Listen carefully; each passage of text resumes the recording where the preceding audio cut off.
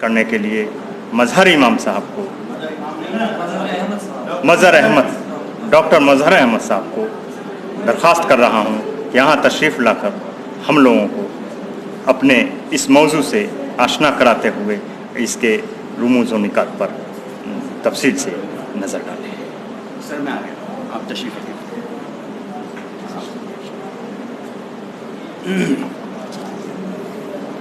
بہت بہت شکریہ۔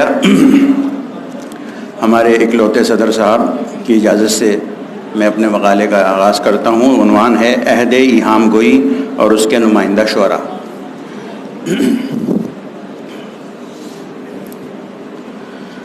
عہد ایہام گوئی پر گفتگو سے قبل اس امر کی وضاحت ضروری ہے کہ ہمارے بیشتر ادبی مورخین نے ایہام گوئی کے عہد کو تحریک سے موسوم کیا ہے، یعنی ان کے نزدیک ایہام گوئی باضابطہ ایک تحریک ہے۔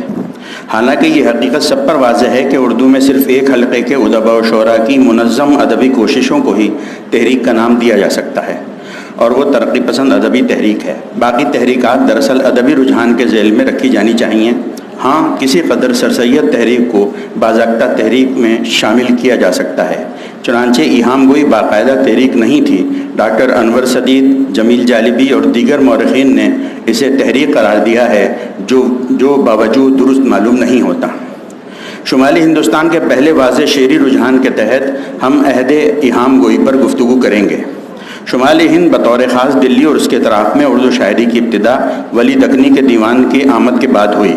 ان مباحث سے قطع نظر کہ ولی کا دیوان کس سن میں دلی پہنچا، اہم یہ ہے کہ ولی کی شاعری نے شمالی ہند کے شعراء کو احساس دلایا کہ اردو میں بھی اپنے احساسات و تجربات و مشاہدات کو قلمبند کیا جا سکتا ہے، اور وہ بھی فارسی کی عظیم روایت کے عین مطابق۔ چنانچہ ولی کے تتبع میں فائز اور ان کے ہمسروں نے اردو پر بھی نگاہ التفات ڈالی، اور فارسی کے ساتھ ساتھ اردو میں شعر و شاعری کا آغاز ہوا۔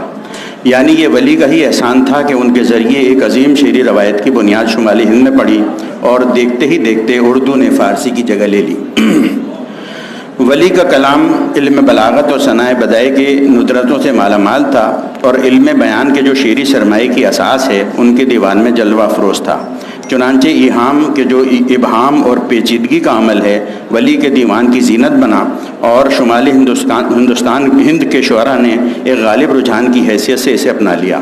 ایہام کی تعریف کرتے ہوئے ڈاکٹر انور سدید تحریر فرماتے ہیں، ایہام رعایت لفظی کے ایک مخصوص انداز کا نام ہے، اور اس کا تمام تر دار و مدار ذو معنی الفاظ کے فنکارانہ استعمال پر ہے۔ تخلیقی شاعر کی دانست میں لفظ گنجینہ معنی کا طلسم ہے، اور وہ لفظ کے بعض معنی کو پوشیدہ رکھنے اور مخفی معنی کو زبان کے خارجی خول سے چپکانے کی قدرت بھی رکھتا ہے۔ اقتباس ختم۔ مندرجہ بالا تعریف کس قدر شعری زبان کی پروردہ نظر آتی ہے، چنانچہ ایہام اور اس کی مختلف اقسام کے سلسلے میں طلباء کو بحر الفصاحت، درس بلاغت اور دیگر ادبی اصطلاحات کی کتب سے رجوع کرنا چاہیے۔ یہاں ڈاکٹر ظہیر رحمتی کی کتاب بعنوان غزل کی تنقیدی اصطلاحات سے ایہام کی قدر آسان تعریف نقل کی جاتی ہے۔ اقتباس: اصطلاح میں ایہام ایک ایسی صنف معنوی کو کہا جاتا ہے جس کے تحت شعر میں لفظ کو ذو معنی بنا کر یا لغوی طور پر ذو معنی لفظ کو قرینہ خفی و جلی کے لحاظ سے اس طرح استعمال کیا جاتا ہے کہ لفظ کے قریب و بعید کے دو معنی ہو جاتے ہیں۔ قریب کے معنی فقط وہم پیدا کرنے کے لیے ہوتے ہیں، جبکہ شعر میں معنی بعید دوسرے الفاظ کی دلالتوں کے لحاظ سے صحیح ہوتے ہیں۔ اقتباس ختم۔ ایہام گوئی کے غالب رجحان کی حیثیت سے وجود میں آنے کی چند وجوہات ہیں جنہیں بنیادی طور پر 3 زمروں میں تقسیم کیا جا سکتا ہے۔ نمبر 1، ادب۔ ولی دکنی کا دیوان 1720 میں دلی پہنچا تو مقبول خاص و عام ہو گیا۔ اس دیوان کا ظاہری و باطنی حسن فارسی روایت کا امین تھا۔ موضوعات کے ساتھ لفظ و معنی کی ندرتوں سے بھی یہ دیوان مرصع تھا، چنانچہ دلی وانوں نے اسے سر آنکھوں پر لگایا، اور اس کے تتبع میں اردو شاعری کا سلسلہ چل نکلا۔ مگر ان ابتدائی شعراء نے اپنے کلام کی اساس ایہام گوئی پر رکھی، اور بقول جمیل جالبی یہ طرز شاعری چونکہ تقاضائے وقت کے مطابق تھا، اس دور کے مزاج کا حامل تھا، اتنا مقبول ہوا کہ بر عظیم کے سب چھوٹے بڑے شاعروں کا پسندیدہ طرز بن گیا۔ اقتباس ختم۔ اس عہد کے ایک نہایت اہم شاعر خان آرزو کے شاگردوں نے ایہام گوئی کے فروغ میں بڑھ چڑھ کر حصہ لیا۔ ان کے شاگردوں میں اولاً شاہ مبارک آبرو، مضمون اور یکرنگ وغیرہ نے ایہام کو ایک واضح طرز ادب کے طور پر اپنا لیا۔ ایہام کے وجود میں آنے کے ادبی اسباب پر اظہار خیال کرتے ہوئے انور سدید رقم طراز ہیں ان مشاعروں خان آرزو کے یہاں ہونے والے۔ ان مشاعروں میں جب اردو کو فارسی کا مقابلہ مجلسی سطح پر کرنا پڑا تو لامحالہ اظہار نے مشکل گوئی کا وہ طریقہ اختراع کیا جس سے کہنہ مشق، خلاق اور قادر الکلام شعراء ہی عہدہ برا ہو سکتے تھے۔ چنانچہ ایہام کا فروغ ہوا جس نے زمانی الفاظ کے فنکارانہ استعمال سے شعراء کو نئی ذہنی ورزش کا وسیلہ مہیا کر دیا۔ اقتباس ختم۔ اس ذہنی ورزش کو ہم شعراء کے ایک دوسرے پر سبقت لے جانے اور معاصرانہ چشمکوں کے پس منظر میں بھی دیکھ سکتے ہیں۔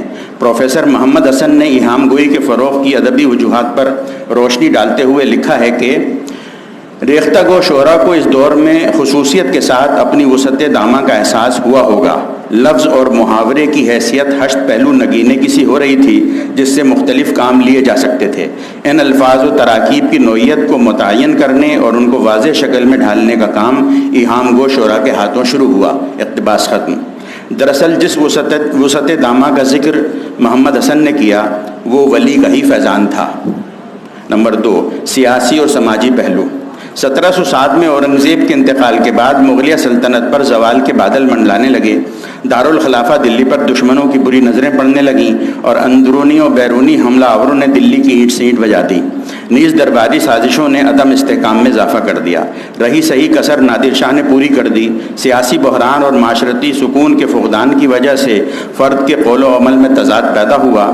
وہ کہتا کچھ تھا اور کرتا کچھ تھا۔ اس صورتحال نے ادب میں بھی تبدیلی پیدا کر دی۔ خوف و ہراس نے الفاظ کو ذو معنی الفاظ، فقروں اور جملوں کی طرف مائل کیا اور وہ مجلسی طور پر بھی پوشیدہ معنی کے حوالے سے گفتگو کرنے لگے۔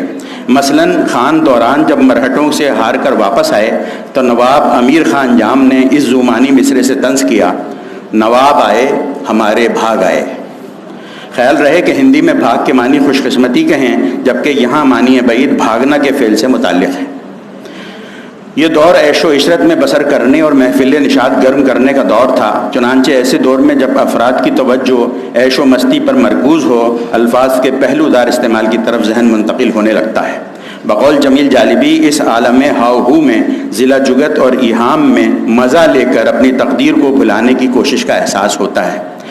دراصل حقیقت سے آنکھیں چرانے اور بے عملی کے جواز کے طور پر بھی اس رجحان کو دیکھا جا سکتا ہے۔